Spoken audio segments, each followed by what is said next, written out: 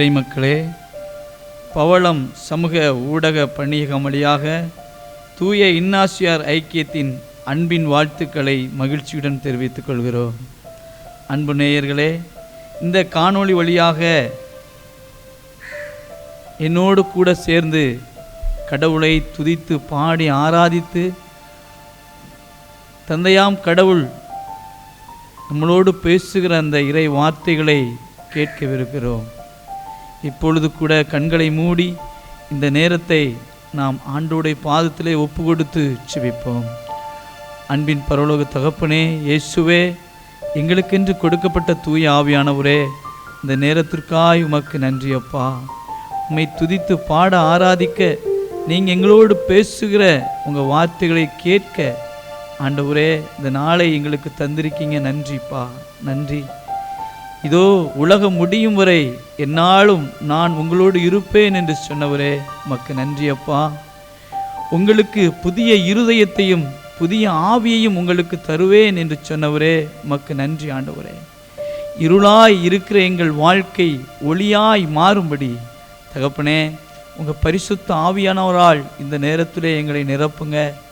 எங்களை தாழ்த்தி அர்ப்பணிக்கிறோம், எங்களை தாழ்த்தி அர்ப்பணிக்கிறோம். புதிய வாழ்வு தரும் புனித ஆவியே, பரிசுத்த தெய்வமே, பரலோக தீபமே.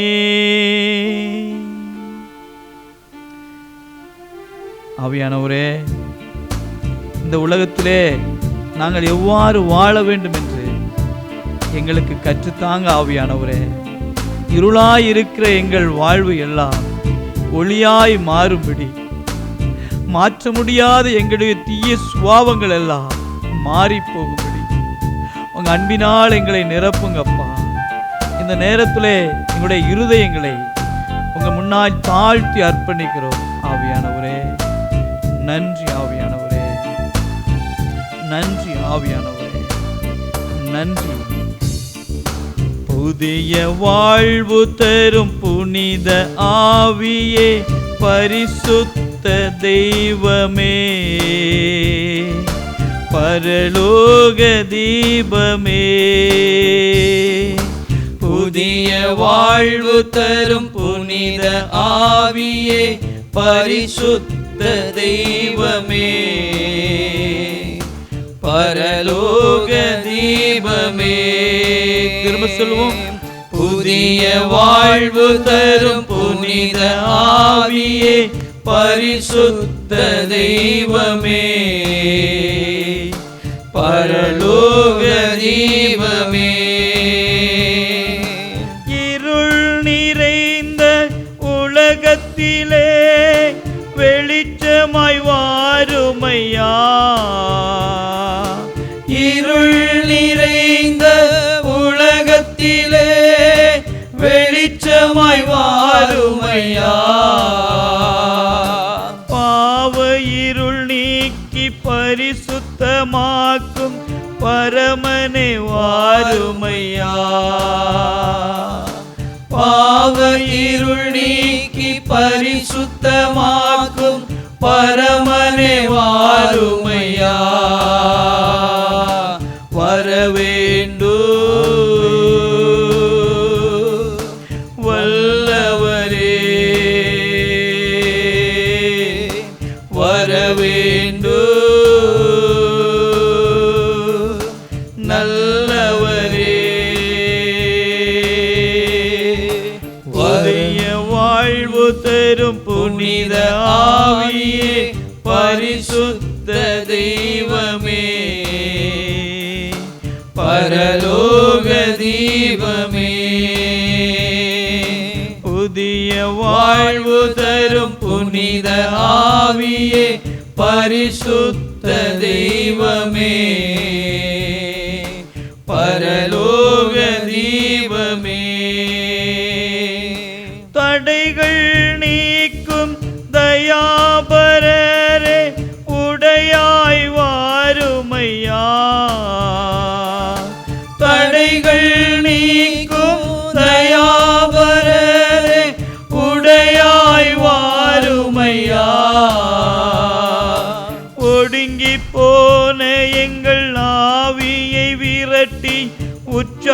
சுகம் தாருமையா.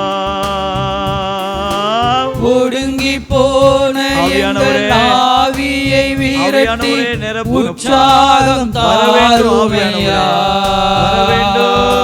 வர வேண்டும் நிரப்புங்க ஆவியானவரே. உங்க அன்பினால் எங்களை நிரப்புங்க. தடைகள் எல்லாம் மாறி போகும்படி, எங்கள் இருள் எல்லாம் இயேசுவே உங்க ஆவியினால் எங்களை நிரப்புங்க. ஒளி பெற்ற மக்களாய் நாங்கள் வாழும்படிக்கு உங்க ஆவியினால் எங்களை நிரப்புங்க. உங்க பரிசுத்த ஆவியினால எங்களை நிரப்புங்க. இந்த உலகத்திலே எப்படி வாழ வேண்டும் என்று எங்களுக்கு கற்றுத் தருகிற பரிசுத்த ஆவியானவரே எங்களை நிரப்புங்க. வாழ்வு தருகிற தூய ஆவியானவரே உங்க ஆவியினால் எங்களை நிரப்புங்கப்பா. புதிய வாழ்வு தரும் புனித ஆவியே, பரிசுத்த தெய்வமே, பரலோக தீபமே. புதிய வாழ்வு தரும் புனித ஆவியே, பரிசுத்த தெய்வமே, பரலோக தீபமே, பரலோக தீபமே. ஒளியாய் வாருமையா. எங்கள் வாழ்க்கைக்கு ஒளியாய் இருப்பவரே உம்மை துதிக்கிறோம் ஐயா. பாதைக்கு தீபமும் பேதைக்கு வெளிச்சமான தூய ஆவியானவரே உம்மை துதிக்கிறோம். எங்க வாழ்க்கையை உங்கள்கிட்ட ஒப்பு கொடுக்கிறோம். நிறை உண்மை நோக்கி வழி நடத்துகிறோம். ஆமென். Thank you. எங்களை வழி நடத்துங்க. நன்றி ஆவியானவரே. தொடர்ந்து நாம் ஆண்டவரை மகிமைப்படுத்துவோம். மகிமை உமக்கென்றோ, மாட்சிமை உமக்கென்றோ, துதியும் புகழும் ஸ்தோத்திரமும் தூயவர் உமக்கென்றோ. நன்றிப்பா இயேசுவே, உமக்கு நன்றி. நாங்கள் வாழ்வு பெறுமாறு உங்க பரிசுத்த இரத்தத்தை, உங்க பரிசுத்த ஜீவனை எங்களுக்காய் தந்தவரே, எல்லா துதியும் கனமும் மகிமையும் உங்க ஒருவருக்கே செலுத்துகிறோம் ஆண்டவரே. நன்றி இயேசுவே, நன்றி இயேசுவே, நன்றி இயேசுவே, நன்றிப்பா, நன்றி நன்றி இயேசுவே, நன்றிப்பா. உங்க விலையேற பெற்ற இரத்தத்தை எங்களுக்காய் தந்து எங்களை விலை கொடுத்து மீட்டு ரட்சித்தீரே, உம்மை துதிக்கிறோம் ஆண்டவரே. நன்றி ஆவியானவரே, நன்றிப்பா, நன்றி. வழிகாட்டும் தீபம் துணையாளரே, தேற்றும் தெய்வமே. வழிகாட்டும் தெய்வம் துணையாளரே, தேற்றும் தெய்வமே. அன்பால் பலத்தால் அனல் மூட்டும் ஐயா, அபிஷேக நாதரே. அன்பால் பலத்தால் அனல் மூட்டும் ஐயா, அபிஷேக நாதரே. ஆராதனை ஆராதனை ஆராதனை ஆராதனை. என் அன்பு இயேசுவுக்கே, என் அன்பு இயேசுவுக்கே, மகிமை உமக்கன்றோ, மாட்சிமை உமக்கன்றோ, மகிமை உமக்கன்றோ. நன்றி ஆண்டவரே, நன்றிப்பா. எல்லா துதியும் கனமும் மகிமையும் மாட்சிமையும் பெருமையும் எல்லாம் அல்ல தெய்வமாகிய பிதா சுதன் பரிசுத்த ஆவி மூவரு தேவனுக்கே உரியது. ஆமென், ஆமென், ஆமென்.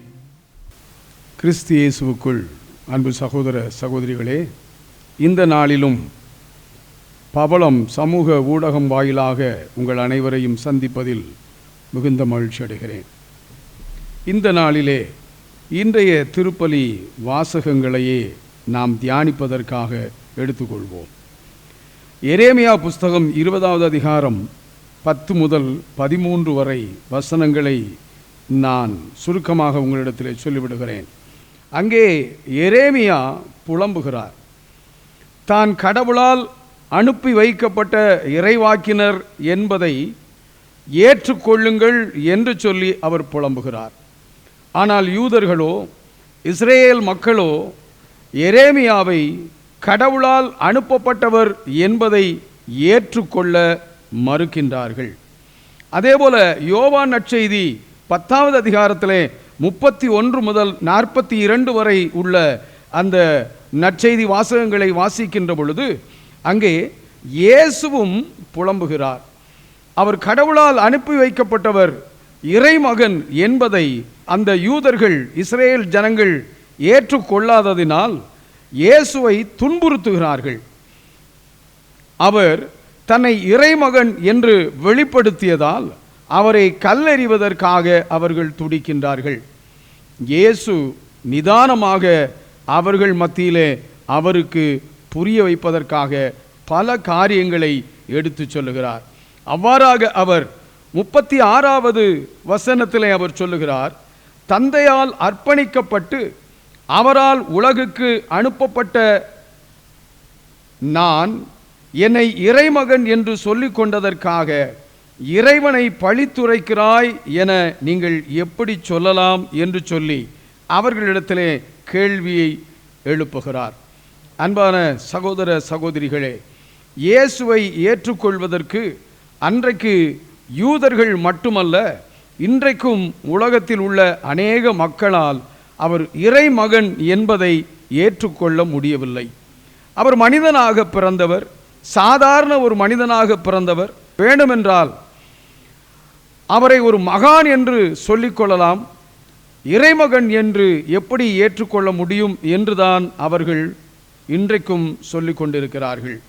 ஆனால் பாருங்கள், அன்று யோவான் நற்செய்தியிலே 6வது அதிகாரத்திலே 28வது வசனத்திலே அந்த இஸ்ராயல் ஜனங்கள் எங்களுடைய செயல்கள் கடவுளுக்கு ஏற்றவையாக இருக்க வேண்டும் என்று சொன்னால் நாங்கள் என்ன செய்ய வேண்டும் என்று சொல்லி ஆண்டவராகிய இயேசு கிறிஸ்துவிடத்திலே கேட்கின்ற பொழுது அவர் 29வது வசனத்திலே இவ்வாறாக பதிலளிக்கின்றார்.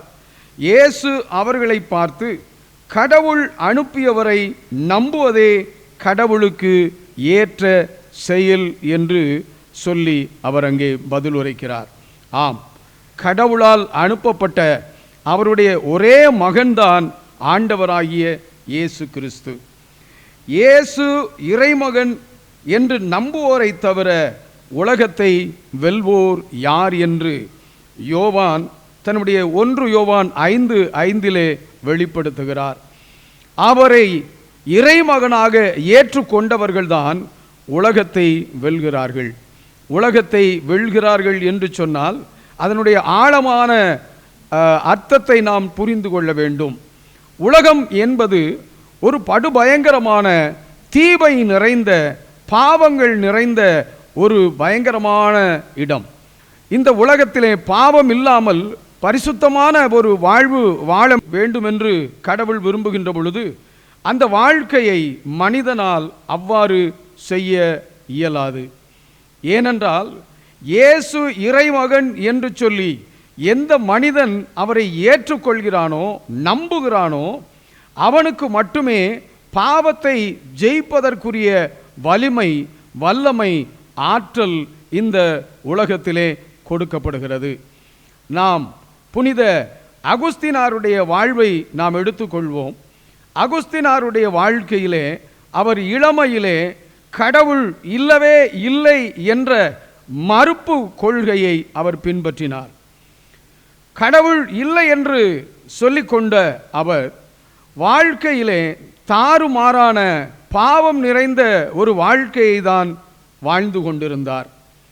வேறு ஒருவனுடைய மனைவியோடு அவர் கூடி வாழ்ந்து அந்த பெண் வாயிலாக ஒரு குழந்தையை இவர் பெற்றுக்கொண்டார்.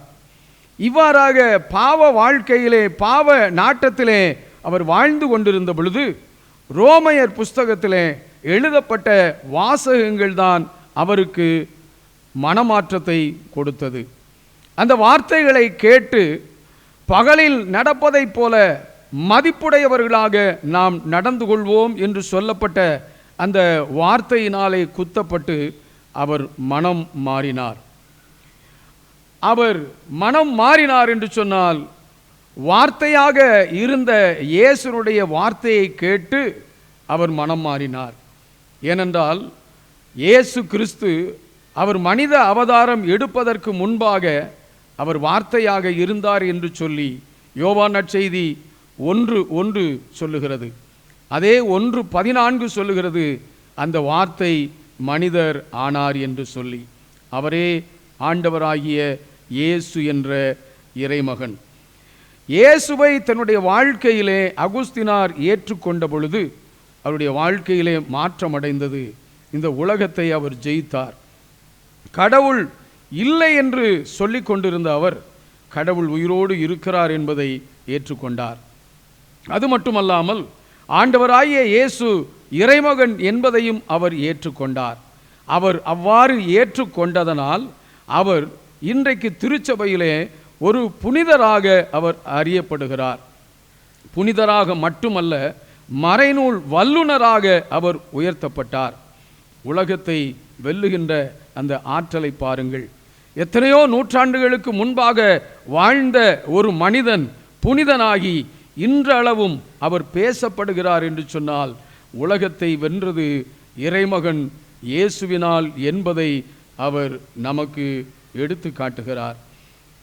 லூக்கா நற்செய்தி 7வது அதிகாரத்திலே 23வது வசனத்திலே ஆண்டவராகிய இயேசு கிறிஸ்து நமக்கு மட்டுமல்ல உலக மக்கள் அனைவருக்கும் அவர் எடுத்து சொல்லுகிறார், என்னை தயக்கமின்றி ஏற்றுக்கொள்வோர் பேறு பெற்றோர் என்று அவர் அங்கே சொல்லுகிறார். பேறு பெற்றோர் என்று சொன்னால் ஆசீர்வதிக்கப்பட்டவர்கள். பேறு பெற்றவர்கள் என்று சொன்னால் ஆசீர்வதிக்கப்பட்டவர்கள். எவ்வகையில் அவர்கள் ஆசீர்வதிக்கப்பட்டவர்கள் என்று சொன்னால், இந்த உலக வாழ்க்கையோடு அவர்களுடைய வாழ்க்கை முடிந்து போவதில்லை. அது நிலை வாழ்வாக, நித்திய வாழ்வாக, என்றென்றும் உள்ள வாழ்வாக, அது கடவுளோடு நாம் வாழ்வதற்குரிய ஒரு வாழ்வாக அது மாறிப்போகிறது. இந்த உலகத்திலே உள்ள மற்ற எந்த செல்வங்கள் அனைத்தும் நம்மோடு கொண்டு போகப்படுவதில்லை. அவைகள் நிலையாக நம்மோடு இருப்பதில்லை. ஆனால் நாம் நித்தியமாக நிலை வாழ்வாக கடவுளோடு நாம் நிலைத்திருப்போம். அந்த பேரு, அந்த ஆசீர்வாதம் அது ஆண்டவராகிய இயேசு கிறிஸ்துவினால் நமக்கு கொடுக்கப்படுகிறது. எவ்வாறு கொடுக்கப்படுகிறது? ரோமையர் 3வது அதிகாரத்திலே 22வது வசனத்திலே பவுலடியார் சொல்லுகிறார், இயேசு கிறிஸ்துவின் மீது கொள்ளும் நம்பிக்கை வழியாக கடவுள் மனிதரை ஏற்புடையவர் ஆக்குகிறார். கடவுள் மனிதனை ஏற்புடையவனாக, எதற்கு ஏற்புடையவனாக? நித்தியத்திலே தன்னோடு, நிலைவாழ்விலே தன்னோடு என்றென்றுமாக வாழ்வதற்கு ஏற்புடையவனாக, தகுதி உள்ளவனாக ஏற்றுக்கொள்ளுகிறார் என்று சொன்னால், ஆண்டவராகிய இயேசுவை அவர் கடவுளுடைய மகன், இறைமகன், எனக்காக மனிதனாக பிறந்தவர் என்று சொல்லி யாரெல்லாம் ஏற்றுக்கொள்கிறார்களோ அவர்களை ஆண்டவர் ஏற்புடையவர் ஆக்குகிறார். ஆகவே நாமும் கடவுளுக்கு ஏற்புடையவர்களாக மாறுவதற்கு ஆண்டவராகிய இயேசுவை ஏற்றுக்கொள்வோம். கண்களை மூடி ஒரு நிமிடம் நாம் ஆண்டவரிடத்திலே நம்மை ஒப்பு கொடுப்போம்.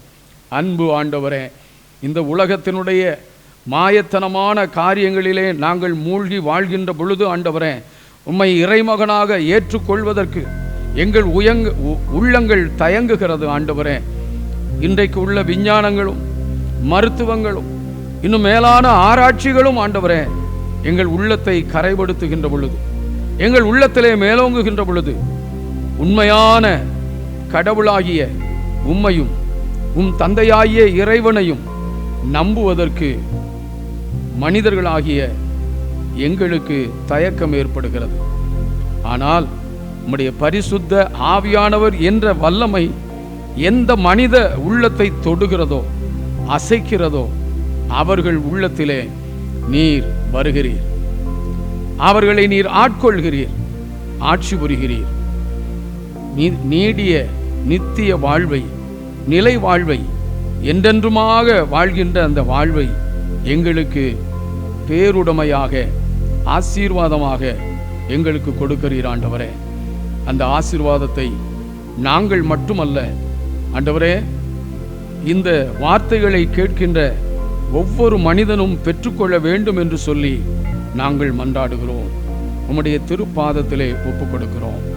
எங்கள் ஆண்டவரும் மீட்பரும் ஆகிய இயேசுவின் திருப்பெயரில் மன்றாடுகிறோம் நல்ல தந்தையே. ஆமென், ஆமென்.